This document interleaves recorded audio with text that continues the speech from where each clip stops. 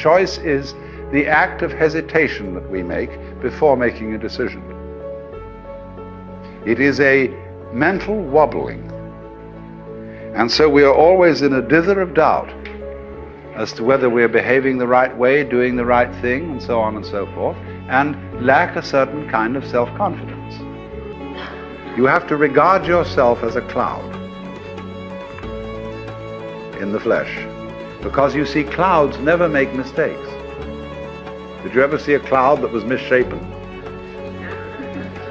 Did you ever see a badly designed wave? No, they always do the right thing. But if you will treat yourself for a while as a cloud or wave and realize that you can't make a mistake, whatever you do, because even if you do something that seems to be totally disastrous, it'll all come out in the wash somehow or other. Then, through this capacity, you will develop a kind of confidence, and through confidence you will be able to trust your own intuition. Now, this is the middle way of knowing it has nothing to do with your decision to do this or not. Whether you decide that you can't make a mistake or whether you don't decide it, it's true anyway. But you are like cloud and water. What is up, YouTube? Live via satellite here, and today we are talking Kingdom, Manga chapter 546. And yeah, guys, it's official. Shin has officially leveled up. I mean, for him to be able to go toe-to-toe on an instinctual level with somebody like Gyun, I mean, we've got to say our boy's arrived. We got to say our boy has arrived. I mean, yeah, he's still got a lot to learn and still got a lot to improve upon, but this chapter was just amazing. And what I found interesting about it was that most times in anime and manga, when you get to see like the main character go into like a power-up, it's usually like a physical thing, you know? And that's what really gets you hyped. But to see Shin basically have a power-up that was more on the strategical side of things and still bring that same level of hype, I just thought it was just well executed. I mean, I just think it was so refreshing to see a transformation on a different sort of level. But before I get way too ahead of myself, guys, let us jump into this week's review. The hype train has pulled into the station. All aboard. Choo choo. Alright, so the chapter starts out with Gyun's army in a bit of a role reversal. We see that now the Haishin unit appears to be catching some of Gyun's men off guard. And as the reports start to trickle into the Gyun HQ, they're shocked to find out that one of their commanders has been killed, and it appears that they really don't take this too seriously.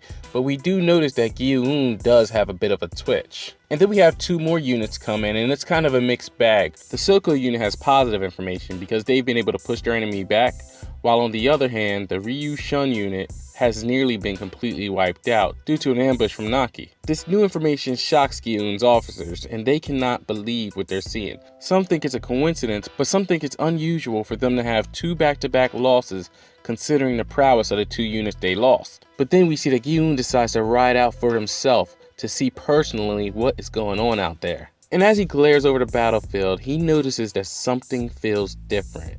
And then he realizes that they changed commanders.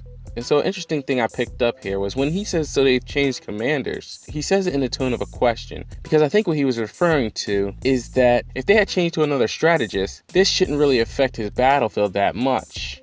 But then you actually see his eyes appear to zoom in, where he's actually able to pick up the additional detail that it's someone of the same type, which he finds very interesting and now decides to test how well he can keep up. Over at Shin, we see that Gyun has stepped up his game.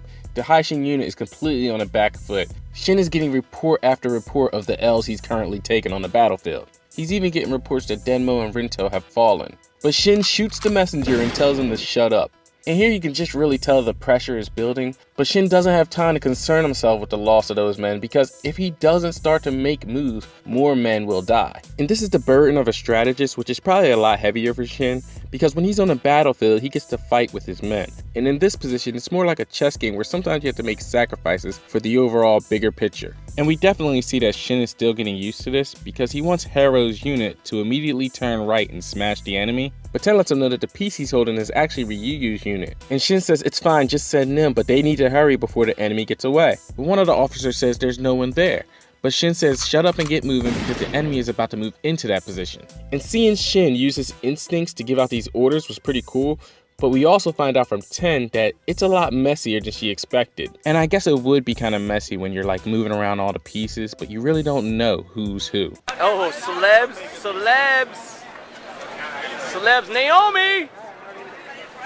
Naomi Campbell just walked by.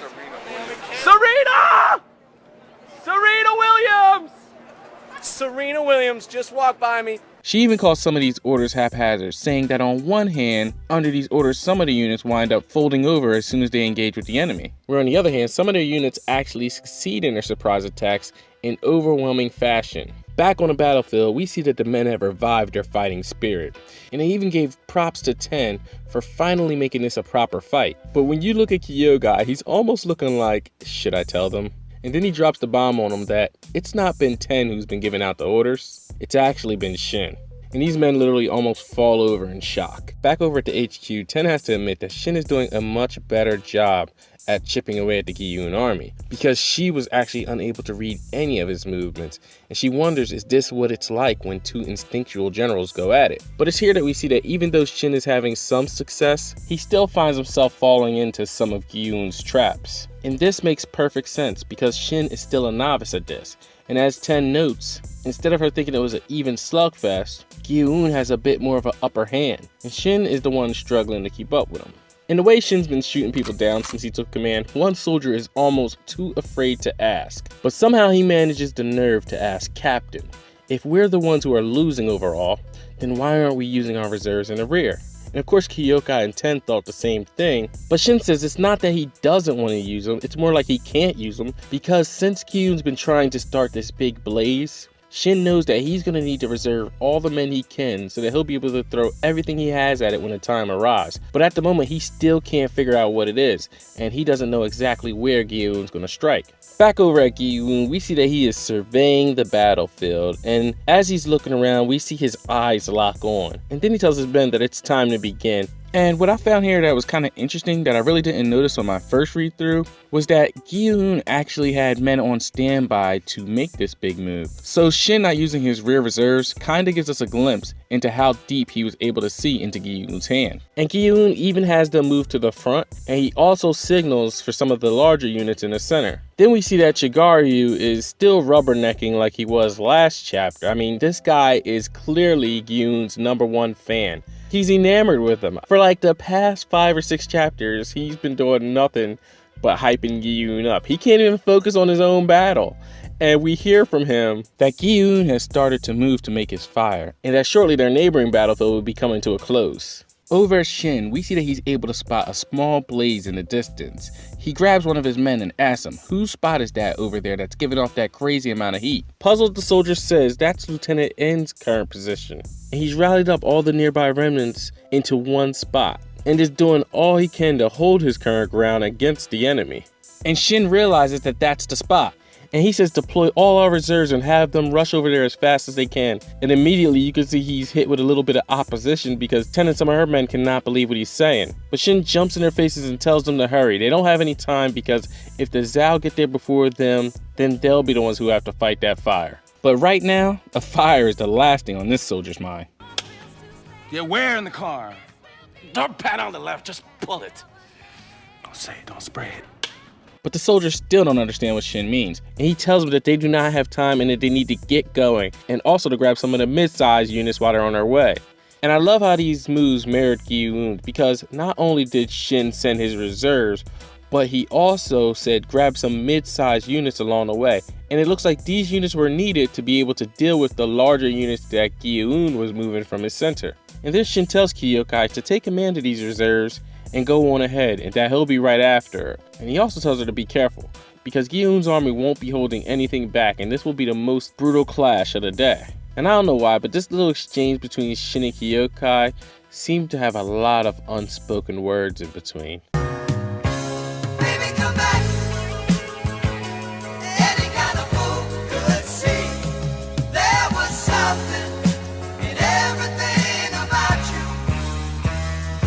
And as Kyokai rides off, we start to see that all of Gyun's reserves are starting to move toward Lieutenant N's position.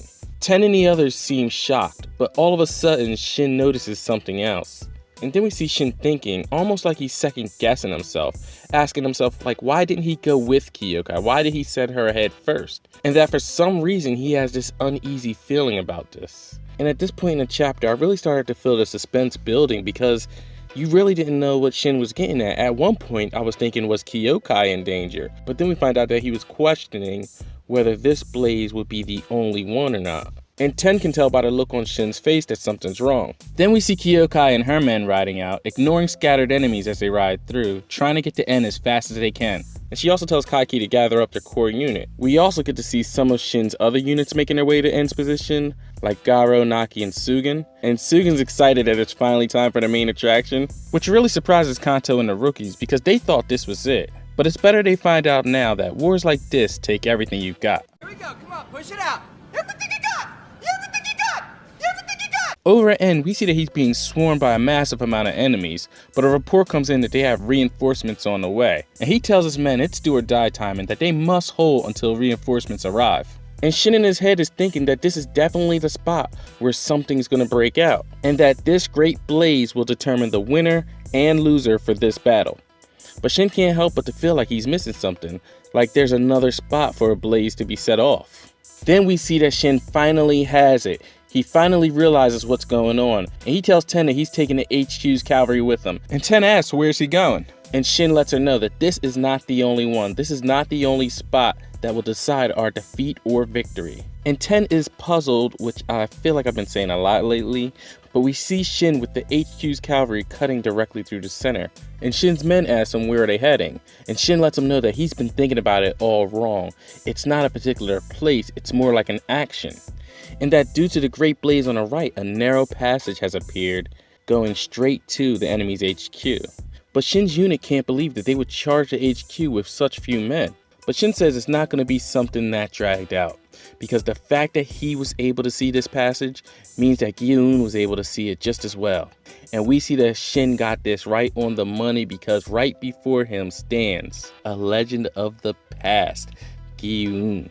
And that was the chapter in a nutshell, guys. And this chapter of Kingdom was just excellent on so many fronts. I mean, all the way down to the cover page even being a callback to 10, which I thought was pretty cool because at the end of chapter 546, that's when 10 first asked for Shin to swap with her and basically take command.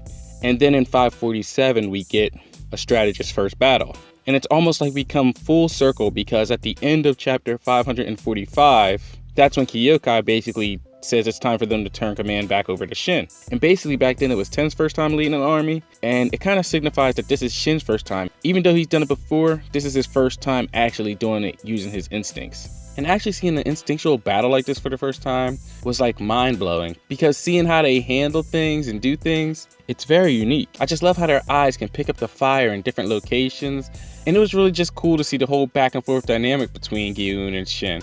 And I really think that Gyun, once he found out that Shin was an instinctual type, was going to use that great blaze to try to actually set Shin up, where he was going to actually make Shin focus on that and then use that narrow passage to take Shin's HQ.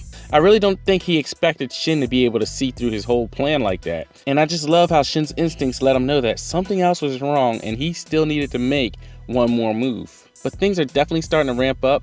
It's going to be interesting to see what happens with this great blaze that Kyokai and N are going to be involved in, because that's where the bulk of the fighting is going to probably occur. And I'm thinking that Gyun is probably going to have some officers of note because somebody's going to have to fight Kyokai in that. And I'm not expecting us to leave out of this unscathed, but I don't want none of our key people to die. I know I'm asking a lot, but because they've been showing Sugen a lot, we see N a lot lately, I just don't want neither one of them to die. But of course, the main event that everybody wants to see is the Shin vs. Gyun fight.